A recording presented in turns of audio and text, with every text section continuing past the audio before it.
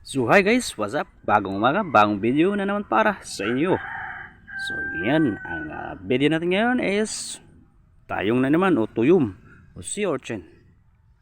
So itong pagkain na masarap pero dapat katamtaman lang, huwag masubrahan dahil pag nasubrahan, nako, maninigkas ang liig mo at saka delikado sa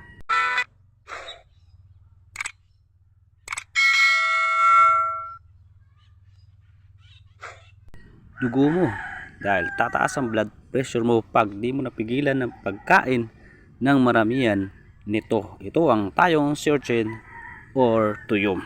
So yan ang ating video for today. So makita nyo guys, papakita ko sa inyo kung paano siya gawin, paano siya kukuhanin galing sa kanyang inside ng kanyang tinatawag namin ukaba or body.